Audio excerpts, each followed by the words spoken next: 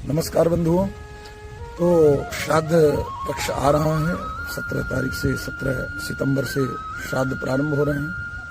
पिता कर्म पिता धर्म पिता ही परमं तपः पितरः प्रीतिमापन्ने प्रियन्ते सर्वदेवता। देवताओं की, नवग्रहों की, सभी की आप पर बड़ी भारी कृपा अनुकंपा रहे, परंतु यदि पितर आपके संतुष्ट नहीं है, पितरों की आप पर कृपा नहीं है, तो जीवन में कभी आप उन्नति नहीं कर सकते, जीवन में आप मनोवांछित कामनाओं की पूर्ति नहीं कर सकते। तो श्राद्ध कर्म प्रारंभ हो रहा है अपने अपने श्रद्धा पूर्वक। तो देखिए, श्राद्ध जो है श्रद्धा से ही संपन्न होता है। श्राद्ध शब्द जो बनता है वो श्रद्धा से ही बनता है।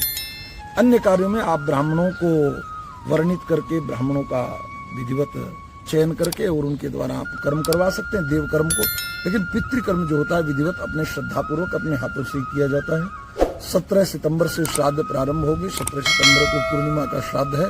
उसके बाद क्रमशः प्रतिपदा, द्वितीया, तृतीया में अलग अलग तिथियों का आप स्क्रीन पर देख सकते हैं। तिथियों का अलग अलग कौन सी तिथि में किस श्राद्ध कौन सी तिथि में पड़ेगा, तो उस प्रकार से अलग अलग श्राद्ध हैं।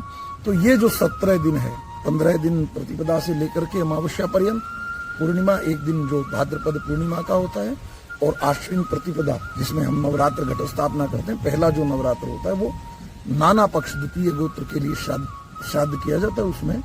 तो ये जो 17 दिन श्राद्ध के हैं, इनमें अपने अपने पितरों के प्रति श्रद्धा पूर्वक श्राद्ध निकालें। अपनी पूर्वजों की जो तिथियां हैं उन तिथियों का विधिवत चयन करके उसमें योग्य ब्राह्मण को बुलावें, ब्राह्मण को ब्रह्म भोज करवावें, वस्त्र आदि दक्षिणा देवें।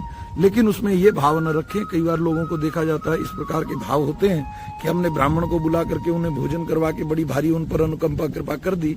तो ऐसी भाव न रखें, ब्राह्मणों को बुलाएं, उनके प्रति श्रद्धा रखें, अपने पूर्वजों के ही स्वरूप को उसमें देखें।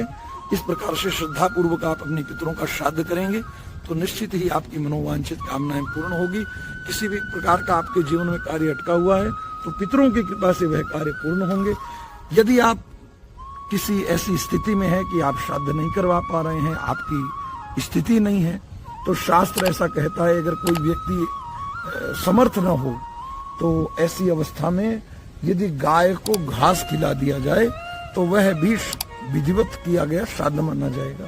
अथवा तो यदि कोई श्राद्ध और भी नहीं कर सकता तो शास्त्र यहाँ तक छूट देता है आपको कि कोई ऐसी स्थिति में हो, ऐसा नहीं हो कि आप समर्थ हैं और कर सकते हैं लेकिन फिर भी जानबूझ करके आप उस वैकल्पिक व्यवस्था का चयन कर रहे हैं। लेकिन यदि आप ऐसी व्यवस्था में हैं कि आप नहीं कर सकते हैं श्राद्ध, तो दोनों हाथों को मध्याह्न सूर्य के सामने उठा करके भगवान सूर्य से प्रार्थना करें, हे सूर्य नारायण, मैं अपने पितरों के प्रति जो श्राद्ध का कर्म किया जाता है उसको करने में असमर्थ हूँ, आप मेरे द्वारा विनम्र भाव से की गई प्रार्थना को स्वीकार करें तो आपका जो श्राद्ध है विधिवत श्राद्ध स्वीकार ग्रहण कर लिया जाएगा। ऐसा शास्त्रीय व्यवस्था है। लेकिन ये वैकल्पिक और बहुत संकट के समय में कोई ऐसी स्थिति हो, आपत्ति काल की स्थिति में इसी व्यवस्था का चयन करना है, अन्यथा श्रद्धा पूर्वक श्राद्ध करें। हर हर महादेव।